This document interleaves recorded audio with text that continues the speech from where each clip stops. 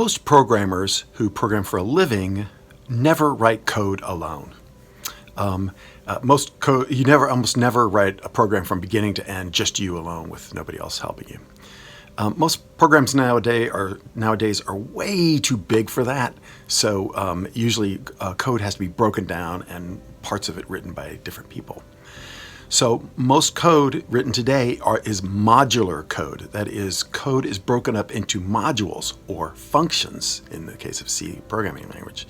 And that individual programmer, a manager will say to an individual programmer, okay, I need you to write a function. And here are the inputs to that function. Here's what I want the output to that function be. And here's what I want you to do to those inputs to make it the output. So they give all the specifications of that function to a programmer, and then the programmer types out that function. And so that's how programmers communicate with each other, is through the inputs and outputs of functions largely. And so that's what we're going to learn today in this video. We're going to learn how to write our own functions. We're already used to seeing functions. We've seen some math functions and fscanf and printf, and so we've already used some functions already. Those were already written for us by the people who wrote the C programming language a zillion years ago, right? So now we're going to learn how to write our own functions, because that's not an uncommon thing, having to write your own functions. Secondly, modular programming is usually better, easier to read, easier to understand, and so in general, writing modular code is better. Okay, I could start from an existing program, but I'm going to start from scratch. I'm going to sort of build up the skeleton of how to make a program with functions in it, and then fill in the details from existing C programs elsewhere. So that's the strategy of what I'm going to do to make this program today. So I go into Finder, I double-click on, I go into the terminal, I double-click on the terminal, I cd desktop, cdc code. And then I do /makeproject.sh space, and then the project I'm going to do is mod_avg_std. So a modular program that calculates both the average and the standard deviation. That's the way I came up with that project name. I cd into it, I open dot, and up it comes in Finder, and then I double-click on the C file, the mod_avg_std.c file. And it comes up in Xcode. Okay, I'm going to give the skeleton of how to put functions in here first, recognizing that there's more than one way to do this. There's a couple ways to do this, and so I'm going to do it the way I always do it and explain why I do it that way, but just recognizing that there's more than one way to do this. What I do is, at the top of the program, before main, I make declaration statements of the functions that I'm creating. So that's what those lines are up at the top there. And then below main, I'm going to actually write the program's functionality. I'm going to write what the program actually does. So the way I do it this way, you can put the functionality and the declaration statement all at the top and put main at the bottom. I don't like doing it that way, and I'm going to explain why I do it this way instead, where you have a declaration statement at the top and functionality at the bottom. Normally, a user or another programmer is going to go to the top, read, saying, okay, this person made this function. He or she wrote this function, calc average, and that's going to just calculate the average. I don't need to see the details of that. I kind of know it. I trust that the person knows how to calculate the average, right? And so the details are below. I just need to know how to call that function. That's all the person needs to know, and that's what the declaration statement at the top does, right?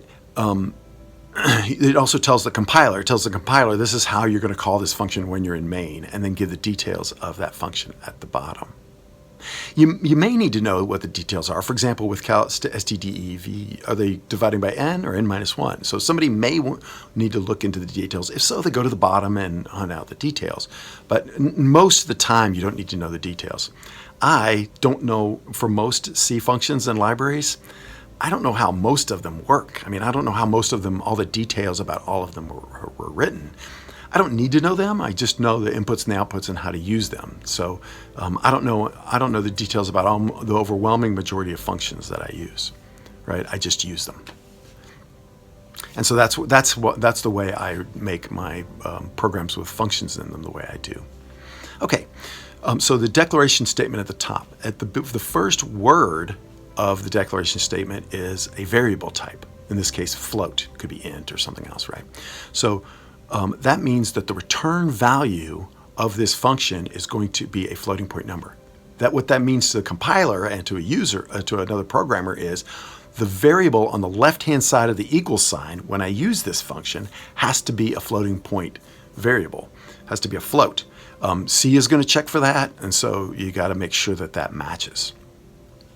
Also, inside the parentheses of this declaration call is a list of the input arguments. So the first input is going to be an array, a floating point array, and I'm going to call that a_in.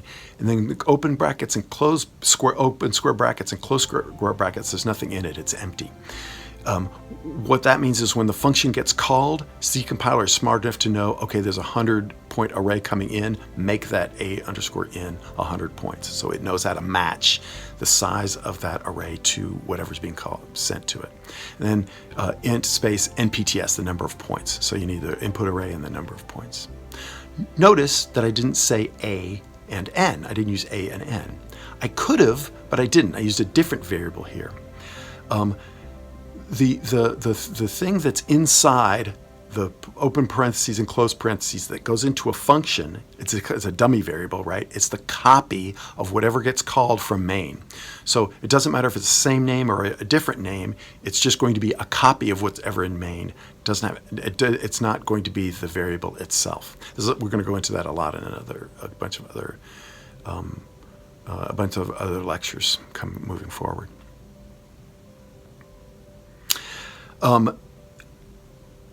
Good. Okay, so that's the declaration statements at the top.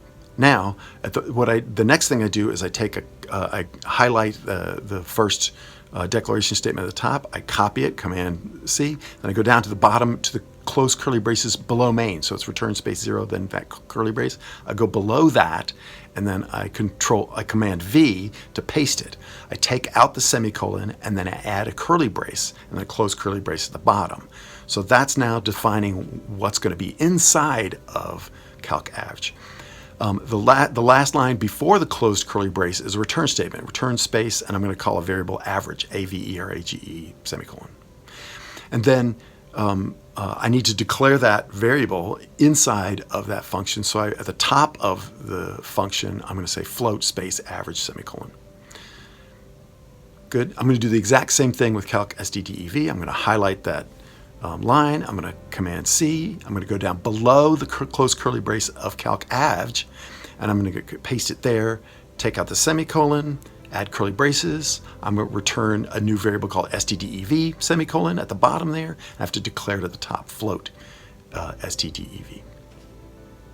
That's it. That's the skeleton structure of a program with two functions, calc_avg and calc_stdev. Now, all we have to do is add functionality. So I go into average_argv. I'm going to go in there, I'm going to copy a bunch of stuff. So I'm going to copy all the declaration statements of all the variables. I'm going to cut that and paste that in to main. And then I'm going to go get all the stuff to retrieve the data from the file. I'm going to calculate that up to fclose there. And I'm going to copy that from average_argv and paste that into main. In main, we don't need sum anymore. Sum is going to be down in the functions. It's a variable. It's a detail variable that's only used an interim variable that's only used in the calculation of the average and the standard deviation. So we don't need it up in main. That's going to go down in the subroutine. So I'm going to get rid of that. I need a variable for the sample standard deviation, so I'm going to say float s, semicolon, up at top. Then I'm going to, then below, once I've got the data in, after fclose, I'm going to call the two functions and calculate the average and the standard deviation. So avg equals, and so I've declared avg up in main, not average. You notice that they're different in the function and the main, and that's okay, that's fine. All local variables in a function stay local. The only thing that comes back is the value, the return value of that variable average in the function calc_avg, right? So avg equals calc avg, open parentheses, a comma n, semicolon, and then s equals calc stdev, open parentheses, a comma n, close parentheses, semicolon. So that's main. I've got main all done. Now we had to have to add the functionality to the subroutine, to the functions. So I'm going to go back into average underscore argv, and I'm going to get the functionality of calculating the average, and I cut and paste that into calc avg. Notice I have to declare an I, so I have int I at the top there, and float sum, right? So I need those two variables in order to make this work. Now, I in the local the local variable I in the function calc average has nothing to do with I and main. They're completely separate. And as soon as that return statement, as soon as you hit that return statement in a function call, when you're running a function, that I value, that sum variable, that I variable just disappear into the ether, whereas the I in main is still there. Okay, so so you declare I and sum in there, and you have to change all the variables. So A has to become A underscore N, and N has to become NPTS, so you make sure you make all those changes in there, but that should work, right? To do all the functionality for calc stdev, I'm going to go into the stdev.c program. I'm going to take all the functionality from there and paste it in there. I could have pasted the average part from calc avg. I did that in my other, in the Windows version, by the way. So you can do it either way, but I got everything from calc stdev here. I had to change all the variables. I had to declare float average, float sum, and int I at the top.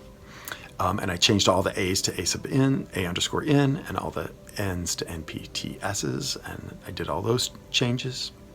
Now, I also could have used calc avg inside of this calc stdev function, or I could have passed the average value in and not had to recalculate it. So it seems like a little wasteful time. I have to calculate the average twice.